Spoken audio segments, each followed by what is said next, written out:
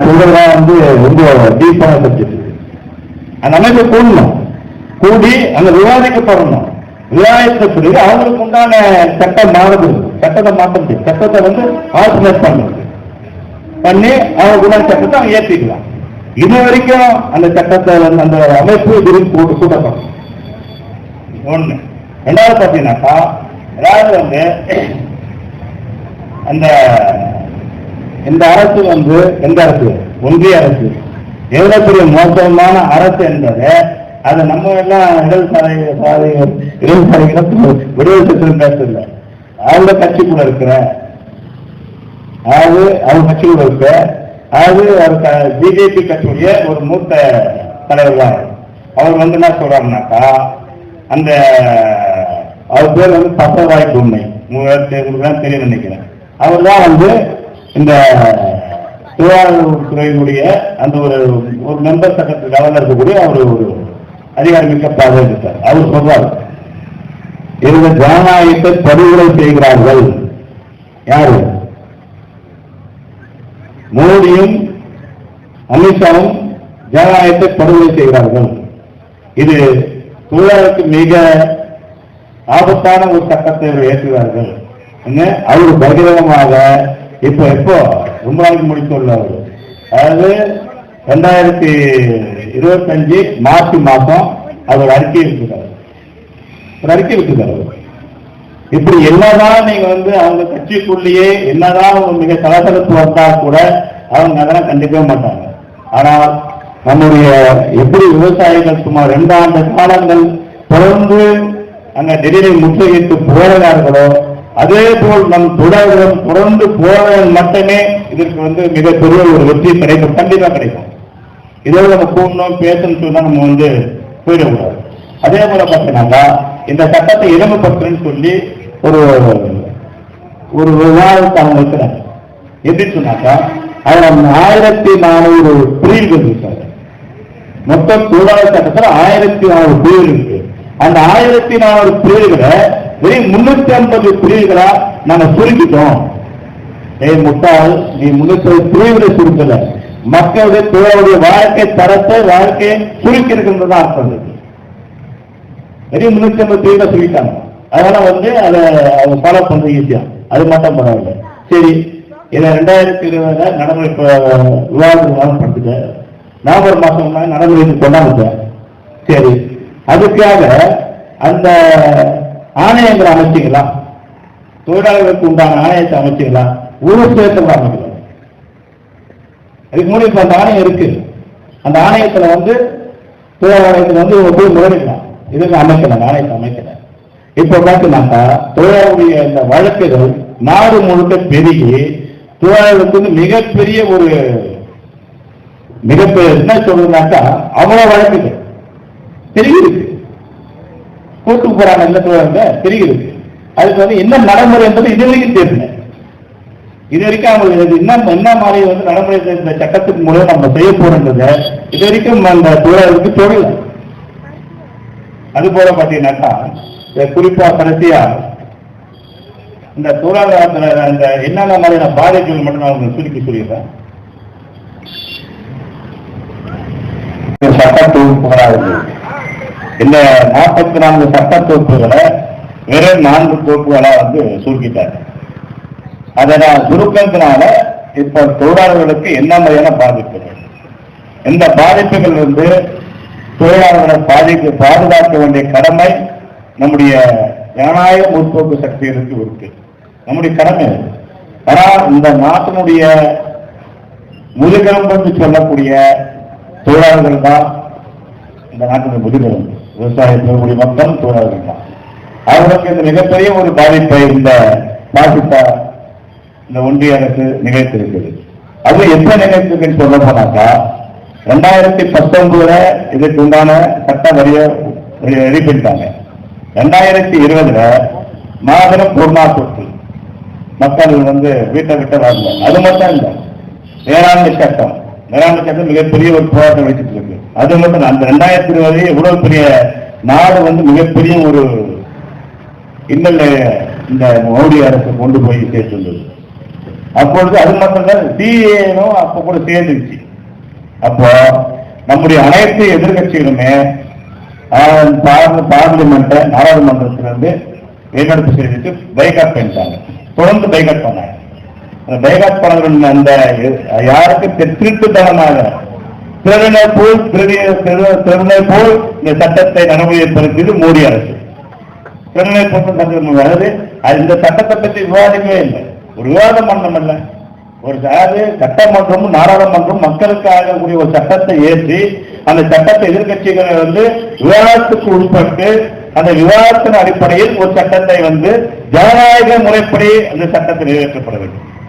அதுதான் ஒரு ஆளும் அரசனுடைய அதாவது ஆண்மைத்தன்மையான அரசனுடைய அடையாளம். அதுதான் அடையாளம்.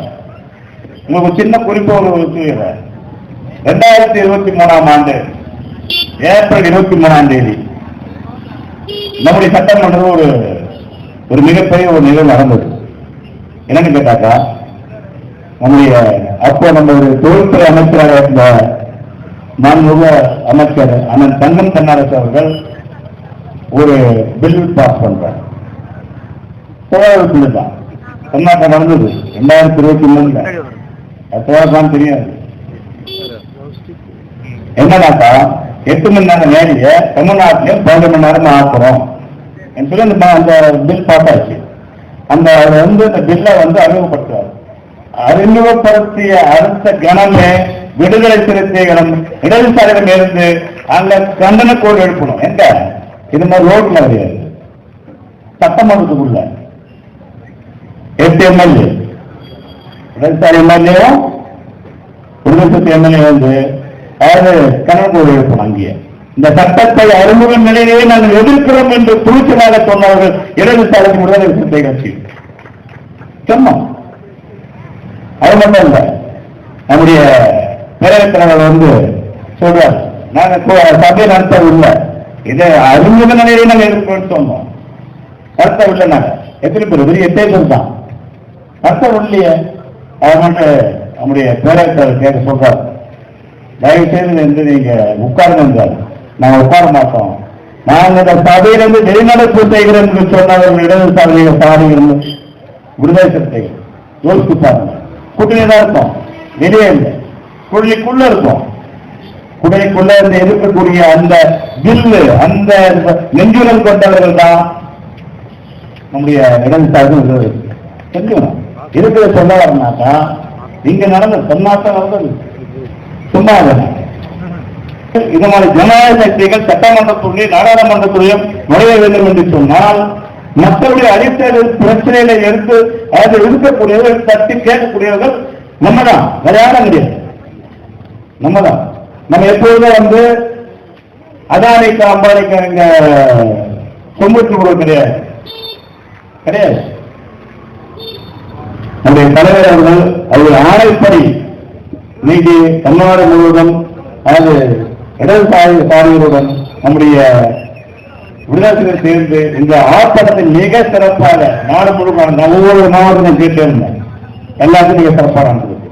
அதே போல பாத்தீங்கன்னாக்கா அது தொழிலாளர் சட்டத்தை நீங்க சாதாரணமா அதை வரைமுறைப்படுத்த முடியாது, படுத்தக்கூடாது. அதை படுத்தோம்னாக்கா அதாவது ஐஎல்டின்னு ஒரு அமைப்பு இருக்கு. ஐஎல்டின்னு ஒரு அமைப்பு இருக்கு, அதாவது இந்தியா லேபர் கான்ஃபரன்ஸ் அமைப்பு. அதாவது அது உச்சபட்ச அதிகாரமிக்க அமைப்பு. அந்த அமைப்பு அந்த அமைப்பு எப்படி சொன்னா, ஒரு முதலாளி அரசு துறை சார்ந்த ஒரு அரசு அதிகாரி அந்த கம்பெனியில் வேலை செய்யக்கூடிய தொழிலாளர் பிரதிநிதி, இவர்கள் 3 பேரும் அமர்ந்து அந்த உச்சபட்சமாக இருக்கக்கூடிய அந்த அமைப்பில் அமர்ந்து விவாதம் செய்து அவர்களுக்கு தேவையான 3 பேர் விவாதம் செய்து அவர்களுக்கு தேவையான சட்டத்திட்டங்களை அவர்கள் வரையறுத்து போகலாம் என்று ஒரு அமைப்பு இருக்கு, உச்சபட்ச அமைப்பு.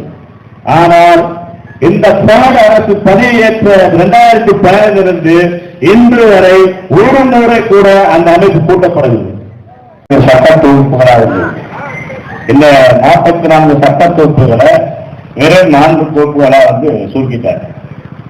அதை நான் சுருக்கத்தினால இப்ப தொழிலாளர்களுக்கு என்ன மாதிரியான பாதிப்புகள், இந்த பாதிப்புகள் தொழிலாளர்களை பாதுகாக்க வேண்டிய கடமை நம்முடைய ஜனநாயக முற்போக்கு சக்திகளுக்கு இருக்கு, நம்முடைய கடமை. ஆனா இந்த நாட்டினுடைய முதுகெலும்பு என்று சொல்லக்கூடிய தொழிலாளர்கள் தான் இந்த நாட்டினுடைய முதுகெலும்பு. விவசாய மக்கள் தொழிலாளர்கள் தான்.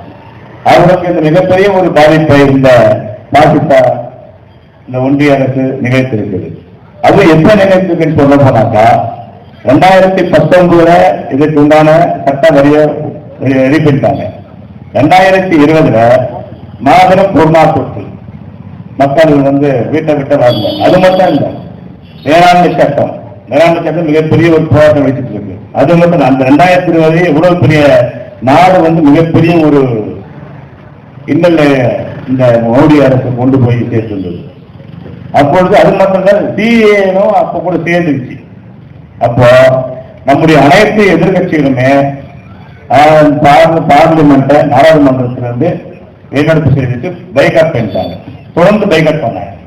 அந்த பைகாட் பண்ண அந்த யாருக்கு திருட்டுத்தனமாக திருவினை போல் இந்த சட்டத்தை நடைமுறைப்படுத்தியது மோடி அரசு. திருவினை போல் அதாவது இந்த சட்டத்தை பற்றி விவாதிக்கவே இல்லை, ஒரு விவாதம் பண்ணமில்லை. ஒரு சட்டமன்றமும் நாடாளுமன்றம் மக்களுக்கு ஆகக்கூடிய ஒரு சட்டத்தை ஏற்றி அந்த சட்டத்தை எதிர்கட்சிகளை விவாதத்துக்கு உட்பட்டு அந்த விவாதத்தின் அடிப்படையில் ஒரு சட்டத்தை ஜனநாயக முறைப்படி அந்த சட்டத்தை நிறைவேற்றப்பட வேண்டும். அதுதான் ஒரு ஆளும் அரசனுடைய அதாவது ஆண்மைத்தன்மையான அரசனுடைய அடையாளம். அதுதான் அடையாளம். உங்களுக்கு சின்ன குறிப்பு ஒரு 2023 ஆண்டு ஏப்ரல் 23 நம்முடைய சட்டமன்றம் ஒரு மிகப்பெரிய ஒரு நிகழ்வு நடந்தது. என்னன்னு கேட்டாக்கா, நம்முடைய அப்போ நம்ம ஒரு தொழில்துறை அமைச்சராக இருந்த மாண்புமிகு அமைச்சர் அண்ணன் தங்கம் தென்னரசு அவர்கள் ஒரு பில் பாஸ் பண்றார். தொழிலாளர் தான் கர்நாடகா நடந்தது 2023. அது தெரியாது.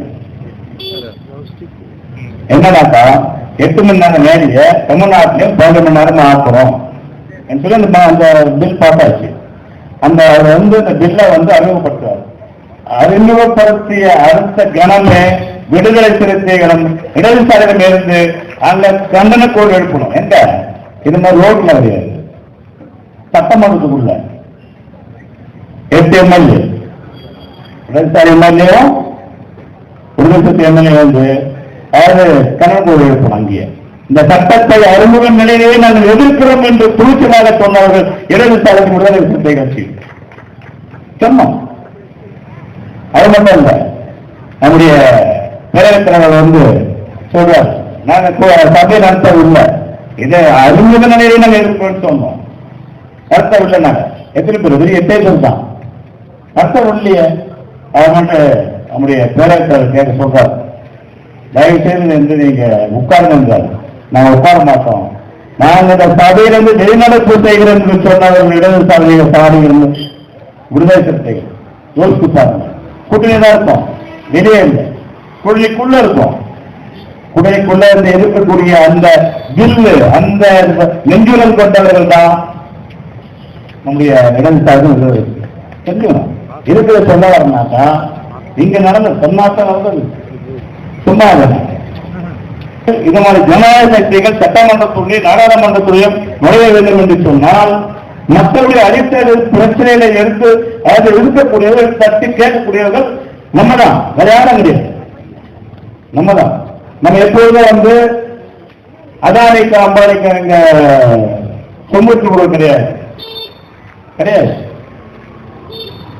நம்முடைய தலைவர் அவர்கள் அவருடைய ஆணைப்படி இன்னைக்கு தமிழ்நாடு முழுவதும் அதாவது இடதுசாரிகளுடன் நம்முடைய விடுதலை சேர்ந்து இந்த ஆர்ப்பாட்டத்தை மிக சிறப்பாக நாடு முழுவதும் ஒவ்வொரு மாவட்டத்தையும் கேட்டு இருந்தேன், எல்லாத்தையும் மிக சிறப்பாக நடந்தது. அதே போல பாத்தீங்கன்னாக்கா அதாவது தொழிலாளர் சட்டத்தை நீங்க சாதாரணமா அதை வரைமுறைப்படுத்த முடியாது, படுத்தக்கூடாது. அதை படுத்தணும்னாக்கா அதாவது ஐஎல்டின்னு ஒரு அமைப்பு இருக்கு. ஐஎல்டின்னு ஒரு அமைப்பு இருக்கு. அதாவது இந்தியா லேபர் கான்ஃபரன்ஸ் அமைப்பு, அதாவது உச்சபட்ச அதிகாரமிக்க அமைப்பு. அந்த அமைப்பு எப்படி சொன்னா, ஒரு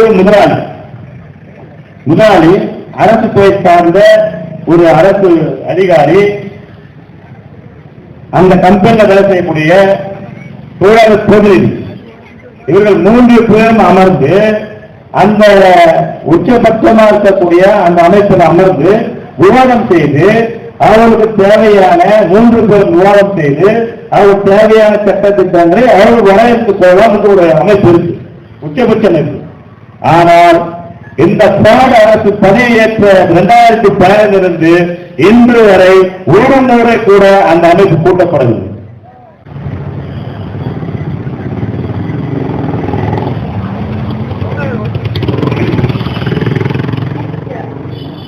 இப்போ அதாவது ஒரு தொழிற்சாலையில மினிமம் ஒரு 100 பேர் இருந்தாக்கா அது தொழிற்சாலை நடைமுறை இருந்து தொழிற்சாலை.